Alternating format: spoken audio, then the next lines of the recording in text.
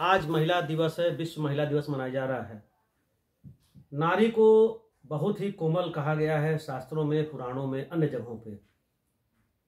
लेकिन समय परिवर्तनशील है और समय के साथ साथ आज गोरखपुर की सबसे चर्चित महिला, मैं इनका परिचय नाम नहीं बताऊंगा क्योंकि नाम का मोहताज नहीं है। आज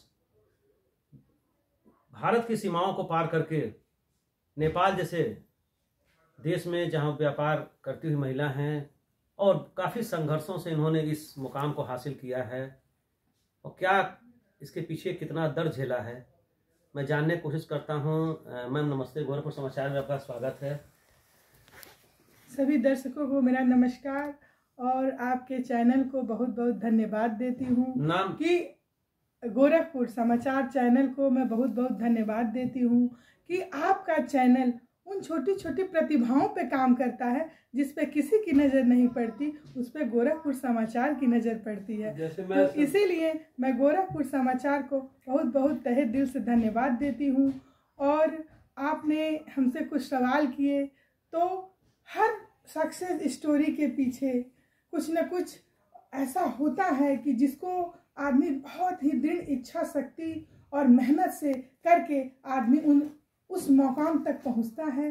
तो वो मैं आपको अपने शब्दों में धीरे धीरे बताती हूँ। आज आप जिस ऊंचाइयों को छू चुकी हैं, धीरे धीरे यूपी के जो यशस्वी सीएम हैं योगी जी और तमाम संस्थाएं आपको सम्मानित कर रही हैं। और जब आपने ये काम शुरू किया था तो क्या लगता था कि इतनी ऊंचाइयों पे आप चली जाएंगी? जो संघर्ष का आपने किया है, मैंने सुन रखा है और तमाम चैनलों में देख रखा है कि आप साइकिल से बिजनेस शुरू की। क्योंकि एक जो मध्यम वर्गीय परिवार है वहाँ के महिलाओं को काम करना बड़ा कठिन होता है। तो किन किन परिस्थितियों से आपको इस माहौल में गुजरना पड़ा? थोड़ा सा दो शब्द, जो आज महिलाएं आपको देख करके और बिजनेस में कराना चाहती हैं, तो क्या धैर्य धारण कर सकती, क्या कर सकती हैं आगे? मैं तो ये जानती हूँ कि जैसा कि आपने कहा कि मुझे बहुत सम्मान मिला हर संस्था से और मुझे बहुत इज्जत मिली हर चैनल से। तो ये इज्जत और ये सम्मान पाने के लिए महिलाओं को बहुत कठिन परिश्रम करना होगा। और नारी को प्रकृति का रूप माना गया है, तो जिस तरह प्रकृति सब कुछ सहते हुए भी आगे बढ़ती रहती है, इसी तरह मैं मानती हूँ कि महिलाओं को भी अपने परिवार का सामंजस्य बनाते हुए ही आगे बढ़ना है। सबसे पहले हमें प्रकृति ने ये दायित्व दिया है कि हम अपने परिवार का संरक्षण करें और उसमें से समय निकाल के अगर हम कठिन परिश्रम करते हैं तो हम भी अपनी पहचान जरूर बना सकते हैं।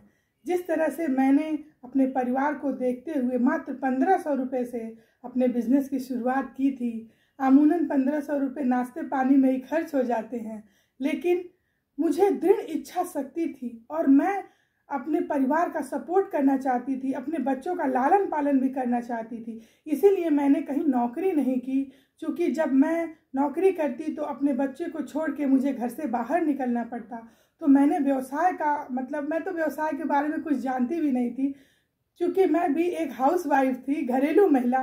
तो मुझे नहीं पता था कि व्यवसाय क्या होता है, उसको कैसे करते हैं, व्यवसाय क्या होता है, कैसे करते हैं। एक ग्रामीण अंचल से भी आप बिलोंग करती हैं, शहर में भी रहीं, ये कैसे आपके मन में इच्छा आया? कि आपका प्रेरणा स्रोत क्या रहा जिससे आपको प्रेरणा मिली? और आज हम देख पा रहे हैं कि ये पीछे तमाम जो सम्मान के पत्र लगे हुए हैं, विभिन्न संस्थाओं से मिला है। तो जब आप लेने जाती थी तो उन संघर्षों को कैसे याद करती थी और आपका प्रेरणा स्रोत कौन रहा?